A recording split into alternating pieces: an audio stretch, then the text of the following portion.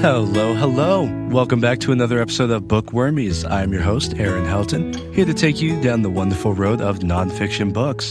So today I've got a fun little bite-sized book for you. It is called Do Better Work by Max Yoder, Y-O-D-E-R. Now, as I mentioned, it is bite-sized. It's coming in at about 125 pages. This is including illustrations and quite a large font, and so it's really a quick read. The reason I'm including this in my repertoire or in my list of books I'm talking about is similar to earlier we had an episode of The Four Agreements. And similarly, it's a book that it's straightforward. Simple as that. It is a straightforward book and hammers home exactly what we need to start moving towards to, I guess, be our best selves. It's called Do Better Work, and it talks about the aspects that we need to embody in order to start doing better work in the sense of soft skills, in the sense of connection, in the sense of collaboration, not just being a society that is chasing after efficiency, productivity, bottom line numbers, return on investment.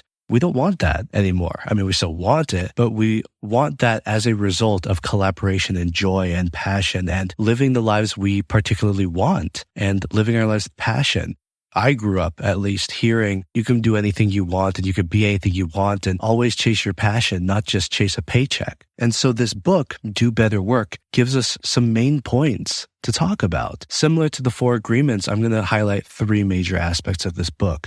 Chapter 1, vulnerability, talking about vulnerability. And this is the crux, the main aspect of authenticity as well, and what I teach in coaching, in the sense of being vulnerable is how you create connection. Any of us that have been in a healthy or long-term or special relationship, and that doesn't just mean romantic, it means friendships, people you can lean on. It means your family unit, whatever form that takes. It could be with your pets even, the bond that we form with our pets, friends, family, romance. It requires vulnerability in order to move to new heights as opposed to acquaintances or business partners or people like cashiers at restaurants or at fast food places or at word that I'm blanking on for getting your clothes. But we need that vulnerability in order to move past just a transaction and a transactional relationship. And so that's why, again, as similar to the Four Agreements, as we spoke about those, it's not complicated. It's just a direction. It's a goal. I think as a society, as a whole, we have grown to own our stories more. We start to talk more about the pain that's in the world. We talk more about the nuance of situations. I think we see a lot more complexity in the world and a lot more of the gray area that we move within. And so as we start to own our own stories, I think that we can get to a point of, here's my story, understand me. But it puts the accountability and the requirement and the work to the other person. You're basically saying, I've done the work. Now you need to start understanding me. And I think that's where we're hitting a wall as a society. I like books like this that are straightforward because they say, here's the next step. I own my story, but now I have to be vulnerable. I have to share parts of my story with you and trust that you're going to resonate or be there or support or understand. If you're asking, hey, here's my story, I'm asking you to understand. That's excellent.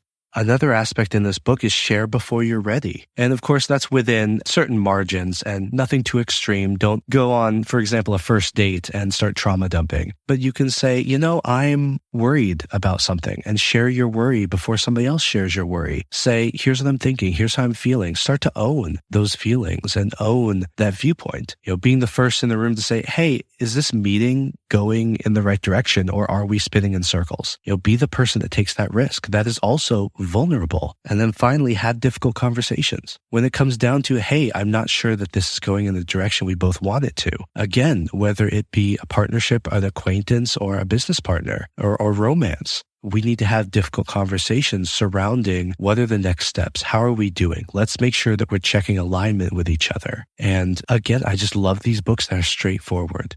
I would definitely recommend getting this book and looking at these aspects because I can actually go ahead and just flip through to a random page. Let's see.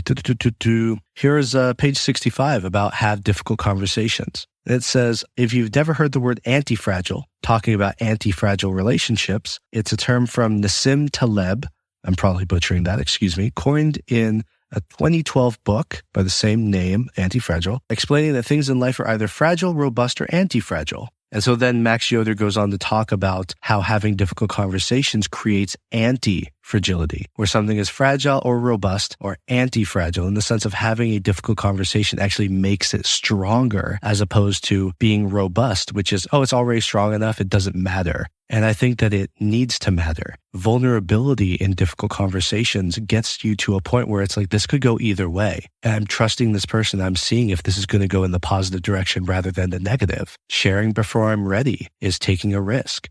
And if you have a robust relationship, like, we're married, no matter what you say, we're together. Like we're stuck together, right? For better or worse. And, not to talk about like divorce rates or anything like that, like not even thinking of that as an option, but some people say, okay, we're locked in essentially, right? And so your relationship is so robust that no matter what you say, it's not going to matter. And that sometimes can be the antithesis of vulnerability because now it's like, I could say whatever. I know you're not going to leave, and that I think takes away from the opportunity of risk and deepening a relationship sometimes. And of course, that depends. It's quite a blanket comment to make, and I understand that. But that is kind of my opinion in the sense of anti-fragile relationships and difficult conversations. But again, that's something that this book does well, in my opinion, is it's just straightforward. Try doing these things and see what happens.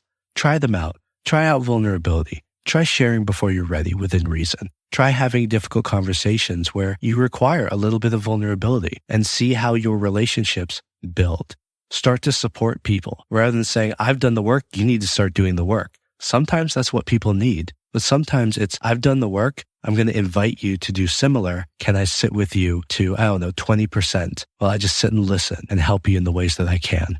But with that, as always, thank you for stopping by and delving into the wonderful world of nonfiction with me as I ramble about on all these different subjects that I do. We've had a couple bite-sized books the last couple episodes, so we'll see if there's something more robust in the future or something that I can talk a little more at length about. But if not, I love these bite-sized books because they're consistent, they're constant, and we can always use more reminders of, let's just try this, something straightforward. I think that's something we don't appreciate enough. And so, again, as I say my very long goodbye, go out and read and have a good time, and I will see you next time. Bye.